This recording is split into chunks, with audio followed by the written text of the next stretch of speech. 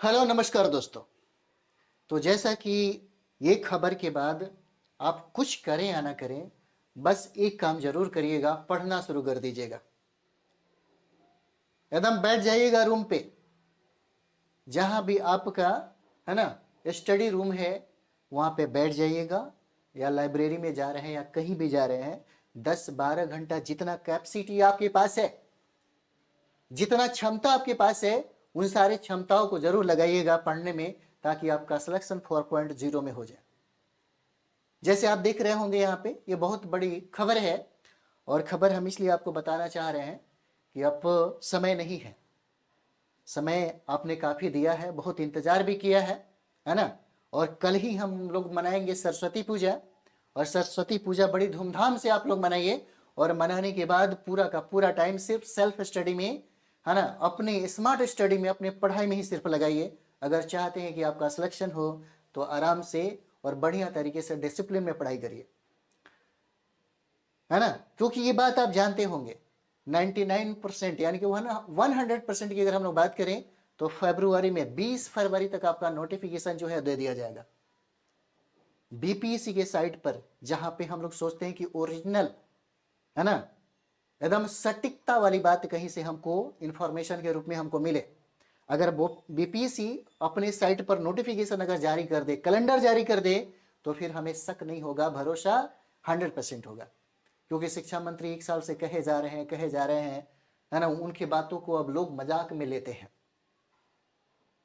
1 साल से उनकी बहाली की प्रक्रिया चल ही रही है, चल ही रही है। अब स्टूडेंट को लगता है कि नहीं, बीपीएससी के, है ना, साइट पर ये हमें अगर खबर मिल जाए, सूचना अगर दे दिया जाए, तो हमको भरोसा हो जाएगा। और ये भरोसा बहुत ही जल्दी कायम होने वाला है।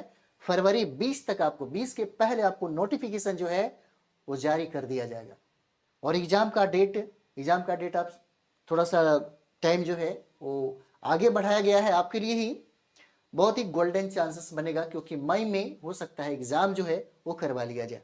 सीटों की संख्या भी अच्छा खासा होगा, 15-17 हजार सीटें अकेले आपको पीआरटी में देखने को मिलेगा, है ना, पीआरटी में देखने को मिलेगा। टीजीटी और पीजीटी वालों को भी अच्छा खासा इस बार सीट देखने को मिलेगा। और एक चीज आपको बता दें, अब क्या है कि आप इस बात को समझ गए हैं कि फरवरी में नोटिफिकेशन देगा, मई में एग्जाम होगा, ड्यूरेशन भी बहुत ज्यादा नहीं दिया, है ना। और इस समय में तैयारी करने का सबसे बेहतर जो तरीका है ना, आपको हम बता रहे हैं, कहीं भी कोई भी आदमी अगर एनसीईआरटी का सार संग्रह या एनसीईआरटी के संदर्भ में कोई बुक्स भी निकाला है, कोई भी इंस्टीट्यूट वाला, मत लेना, बिल्कुल मत खरीदना। हम बात कर रहे हैं सिर्फ पीआरटी वालों के लिए। अगर पीआरटी में आपको चाहिए सिलेक्शन, अगर आपको चाहिए कि भाई हमारा स्कोर अच्छा है, तो किसी का प्रैक्टिस सेट भी मत लेना। और कोई आदमी जो एनसीईआरटी बोलता है कि हम पन्ना बाई पन्ना से प्रश्न ये करके ये ऐसा किए हैं, फिर भी मत लेना। हम आपको बता रहे हैं शुरू से ही, अगर इस बिहार में सबसे पहले कोई एससीईआरटी की किताबें अगर पढ़ाता था, तो हमारी संस्था के द्वारा मैं खुद पढ़ाता था, है ना। पूरे बिहार, पूरे भारत में लोग नकल करना शुरू कर दिया, क्योंकि उस समय हम लोग ऑलरेडी इंटरव्यू दे रहे थे, तो हमें ये पता था कि अतुल प्रसाद क्या बोलने वाले हैं और क्या कहने वाले हैं। हम लोग वो लोग फॉलो करते थे। इसलिए मैं आपको बता रहे, कुछ मत लीजिएगा। अगर आप चाहते हैं कि पीआरटी में कंप्लीट करना है, तो बहुत ज्यादा नहीं पढ़ना है। पहली बात दिमाग में ये सेट कर लीजिए कि बहुत ज्यादा नहीं पढ़ना है ना। अगर आप चाहते हैं कि आपका पीआरटी में सिलेक्शन हो जाए, तो सटीक किताब, सटीक रणनीति और सटीक प्रैक्टिस सेट के साथ ही चलिएगा। बाजारवाद करिएगा तो बाजारवाद करने वाले लोगों का रिजल्ट नहीं होता है। पहला चरण, दूसरा चरण, तीसरा चरण में अगर आपको इस बात का एहसास अगर नहीं है, तो जरूर सीखना चाहिए। सीखिए इस बात को कि हमारे सारे के सारे प्रश्न जो है कहां से आते हैं, कहां से प्रश्न पूछे जाते हैं। और ऐसा नहीं है कि आपके पीआरटी में बहुत गहराई से प्रश्न पूछा जाता है, नहीं, व्यवहारिक प्रश्न पूछे जाते हैं। जो सारे के सारे प्रश्न जो आप देख रहे हैं ना, वह एनसीईआरटी की किताब से और एससीईआरटी जो बिहार सरकार समग्र शिक्षा अभियान की जो किताबें है उससे पूछा गया है। कुछ किताबें ऐड किया जाता है, लेकिन जो लोग आपको कहते हैं कि किताब मेरा खरीद लो, ये खरीद लो, मत खरीदिएगा, है ना। यकीन करिए, आपके पास वो होगा, हो सकता है कि एनसीईआरटी किताबें आप रखे होंगे, एससीईआरटी किताबें रखे होंगे। बहुत गहराई में प्रश्न नहीं पूछा जाता है पीआरटी में, 10वीं लेवल तक का प्रश्न पूछा जाता है। 6 से लेकर के अगर 10th तक भी आप पढ़ लेते हैं, तो आपका 90 प्लस हो जाता है, पार कर जाते हैं, है ना। और यही वजह, यही चीजें है कि हम लोग ऑफलाइन में भी इसी चीज को बताते हैं, कम टू द पॉइंट, बाकी इधर उधर कुछ भी मत पढ़िए। क्योंकि हम भी, अगर आपको एप्लीकेशन पे देखिएगा, बहुत चीजें हैं जो हम सबको अलग अलग डिवाइड करके हम बताते हैं, पढ़ाते हैं आपको, सबको एक साथ मिला के नहीं पढ़ाते। पीआरटी वालों को, टीजीटी वालों को, पीजीटी वालों को एक साथ हम कर ही नहीं पाते। क्योंकि आपको याद होगा पीआरटी में, है ना, पीआरटी में कुछ खास बातें हैं। खास करके अगर हम लोग बिहार की बात करें तो बिहार में महिलाओं को 50% आरक्षण दिया गया है। और कितनी महिलाएं हैं जो घर से निकल करके बाहर जा करके पढ़ती हैं? बहुत कम। घर में सब कुछ करने के बावजूद भी वो स्टडी भी करती है, और स्टडी करने के बाद इतना हार्डवर्क करती हैं कि उनका नौकरी भी होता है, वो पीआरटी कंप्लीट भी करती हैं। लेकिन वही लोग कंप्लीट करता है जो सही डायरेक्शन में, सही किताबों के साथ, सटीक किताबों के साथ वर्क करता है, सटीक प्रैक्टिस सेट के साथ वर्क करता है। बहुत आसान है पीआरटी को कंप्लीट करना, बहुत ही सामान्य बात है पीआरटी को कंप्लीट करना। और 120 प्रश्नों में जहां से हम मेरिट बनाते हैं, 90 को पार करना बहुत ही आसान है।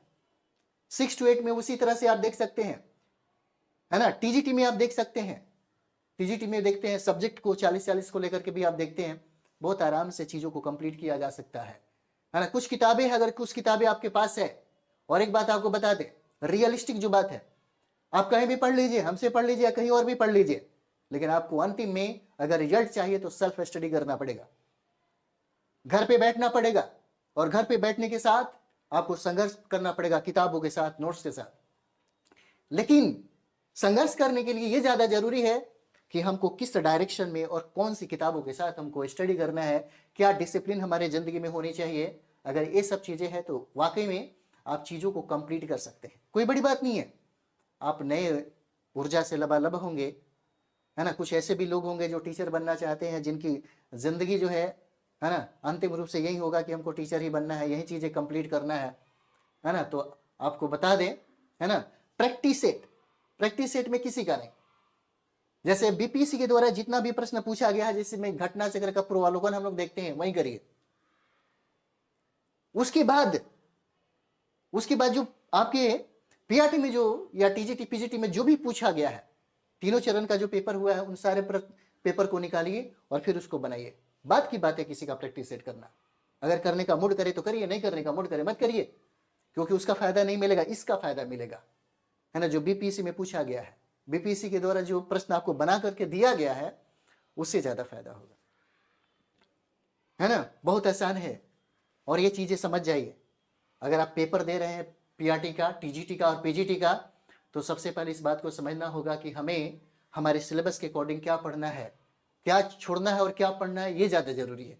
अगर इतना कि कुछ आप समझ रहे हैं तो बहुत मुश्किल नहीं है, बहुत ही आसान है ना। हम अपने सेंटर पे जितना भी स्टूडेंट ऑफलाइन में हमारे पास आते हैं, है ना, अधिकतर लोगों का अगर हम देखें तो पूरे पटना में, अगर हम लोग बात करते हैं पूरे पटना में, सबसे बेहतरीन रिजल्ट पीआरटी में, जीएस में, टीजीटी पीजीटी, पीआरटी की खास करके बात बता, पीआरटी में आप देखेंगे होंगे।